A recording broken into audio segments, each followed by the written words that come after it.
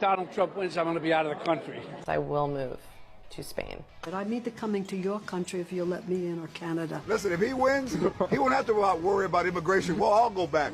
Where would you go? Canada. I'm 100% moving to Canada. I love Canada. I'd be an expatriate. I would definitely move. Trump win, I'm moving to Africa.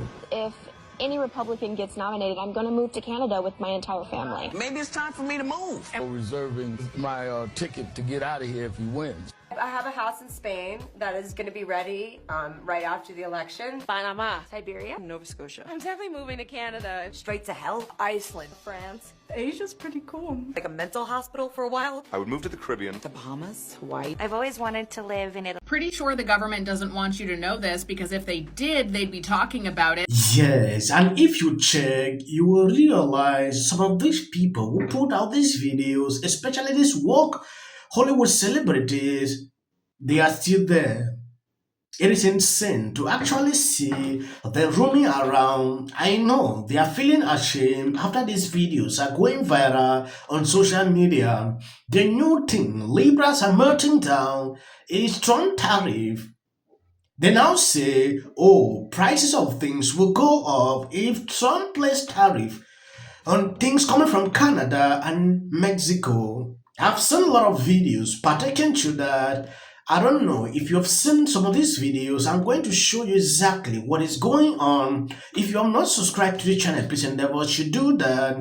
It will do you no harm. If you share out this video, it is important for the growth of this channel. Trump said that on his first day in office. He's planning to issue an executive order will call for a 25% tax on all products that enter the country from Mexico and Canada, and a 10% additional tariff on products from China. Everyone who knows anything about economics believes these tariffs to be a terrible idea. Some say this is the dumbest thing he's come up with since Don Jr. Pretty sure the government doesn't want you to know this, because if they did, they'd be talking about it. Did you know that according to U.S. Customs and Border Protection, over 1,200 terror suspects have attempted to cross from Canada into the U.S. in just the last 4 years alone? In 2023, the number surged from 54% to 484%, which is 6 times higher than the crossing in the southern border for the U.S., aka Mexico. And one of the biggest problems I have as a Canadian taxpayer is how on earth are 1,200 plus people on the United States terror suspect list, but not on ours? And they were flown into our country, granted visas, some of them even permanent citizenship or residency, and they're not on our watch list. You can have immigration all you want, but you should probably know who's coming into your own country. Thank you. You have seen Jimmy crying there because of tariff, because of copyright issues. I don't want to play that video, or he is complaining. Putting out a lot of videos trying to contradict what a lot of people have accepted that this is a good idea. Trump came out with this, and we have seen the reactions of Justin Trudeau. And there is one person that is extremely concerned about this visit. If you have not seen this video, first take a look at this. The question about the meeting, look, I just felt, well, while I'm a critic of Mr. Trudeau's, I did feel badly that he went in with such a position of weakness. Normally when a prime minister goes to the United States to meet a president, they're looking to make gains. What gains did we hear from Mr. Trudeau? None. He's just trying to limit losses. Did he come back saying we're going to get an exemption to Buy America, like Harper achieved from Bush? No, Buy America is still in place. Did he say we're going to get an end to the softwood lumber tariffs, like Prime Minister Harper got from President Bush? No, not only are they still in place, Biden just doubled them. All Justin Trudeau offers is minimizing losses. And this is the consequence of having a weak prime minister who's lost control of our borders, lost control of immigration, lost control of crime and drugs, and lost control of our economy. And Canadians are paying a dreadful price for everything that Justin Trudeau has broken. And we need a strong Prime Minister who has the brains and backbone to put Canada first and to fight for our workers and our security. Yes, for people to care about the consequences of allowing some of these people to enter into your country, they are more concerned about tariff. Like if Trump put out this tariff into these countries, prices of goods, inflation, they don't care about the consequence of that. A lot of people have died as a result of illegal immigrations, and it still continues. It is insane when I see someone talking about high prices. You should first think about your security before any of this. If you have security, you can then look at the prices of goods. I've seen a lot of liberals struggling to criticize this Trump decision to do this over and over. Brian Taylor did a video which I saw to be insane. If you are looking for a masterclass in Trump overplaying his hand before it's technically even dealt, you don't have to look further than the disaster that is his impending trade war. So just days ago, he announced on Truth Social that he would impose a 25% tariff on both Canada and Mexico on day one of his administration, which, quote, would remain in effect until such time as drugs, in particular fentanyl, and all illegal aliens stop this invasion of our country. That announcement was met with just a little bit more resistance than Trump had anticipated, with both Mexico and Canada expressing pushback and even teasing the prospect of reciprocal tariffs.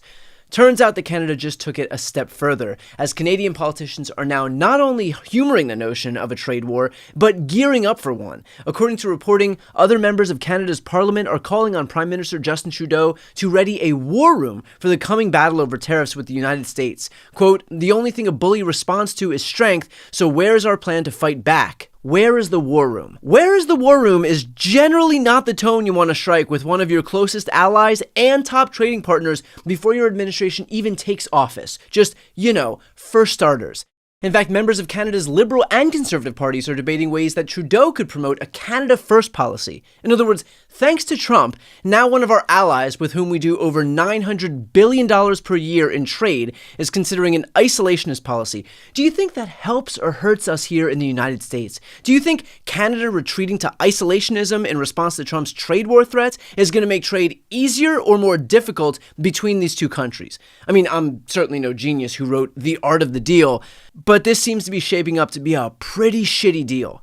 And it's not going much better with our neighbor to the south. Trump took to Truth Social, writing, "Just had a wonderful conversation with the new president of Mexico." These are people who praise what Biden did about the border, allowing people to be entering here and there. He is here criticizing Trump's decision to do this.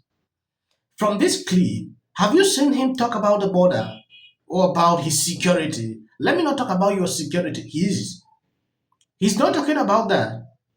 All what he cares about is criticizing Trump. I understand that is what they are getting up to do throughout. Trudeau went there, saw Trump, had dinner, discussed a lot, partaking to this, and both parties appreciated the meeting. He is here talking nonsense. Trade war. What war is he talking about? So you're out there driving around in your F-150 bucks left in your bank account, honking and shouting shit about owning the libs, blaring country music and letting your 3 American flags on your back gate get ripped to absolute shreds by wind and weather because you finally stuck it to the elites by electing a billionaire who has just tasked 2 other billionaires with taking shit you rely on away so that they can make more billions. States. Canada was put on notice. Mexico was put on notice.